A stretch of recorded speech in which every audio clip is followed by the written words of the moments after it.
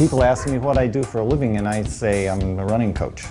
Okay, and I teach classes to adults. Mostly I teach classes to adults.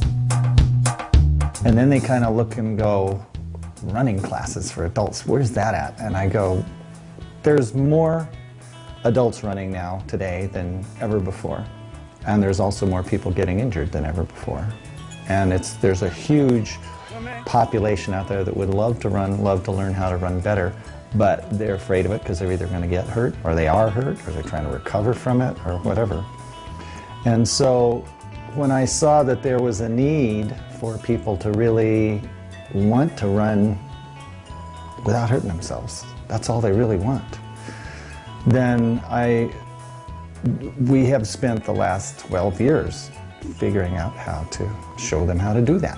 The thing about body looseners with Chi Running is that in order to get your body opened up so that your energy will flow through your body, you want to make sure that all of the joint areas in your body are nice and open and relaxed before you start running, so that if you're tight anywhere, when you start to go run, the impact that you get from that, even though it's minimized with Chi Running, you still have impact. So you want to minimize it by opening up these joint areas around your body.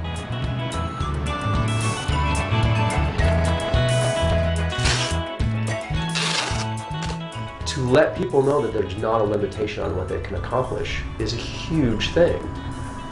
And for them to, not only for you to let them know that, to guide them to that, but then for them to realize that it is really true, that I don't have to limit myself to a 5K, or I don't have to limit myself to walking, or I don't have to limit myself to not trying anymore because I had this one diagnosis, to move forward knowing that you can do something that maybe other people said you couldn't or you shouldn't try, and to open that up and to a world without those limitations, I think is powerful.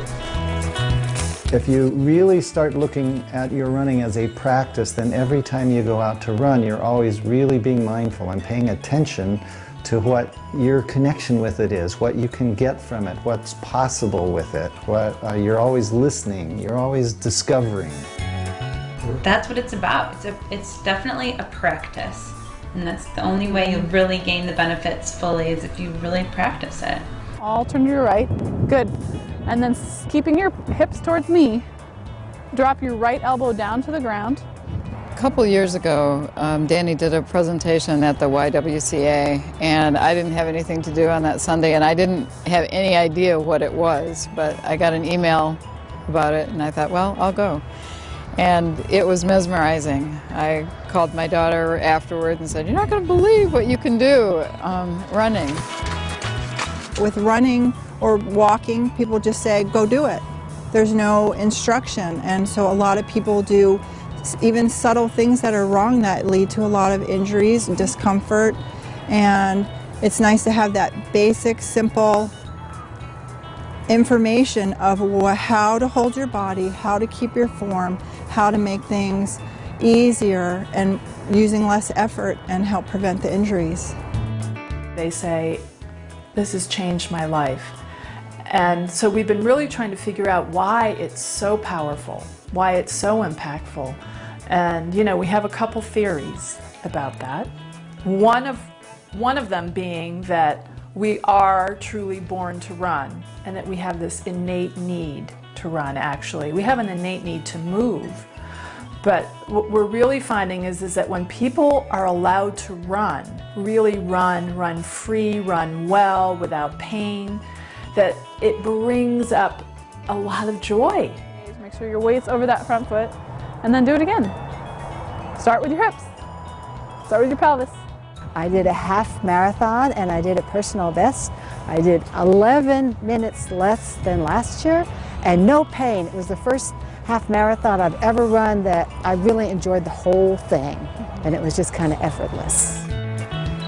When you go about changing your movement habits that you've had your whole life, the best way to do it is in small pieces. It's like trying to break a habit. You just do little tiny pieces at a time. So what we've done is we've taken how all the aspects of Chi Running, broken them down into various little focuses, and then you just take on one at a time, just the smallest little steps. And then eventually, just keep practicing these things, and over a period of time, if you're consistent with your practice, they start adding up. It starts getting intuitive. You start getting a body sense of what it feels like to have all these things working.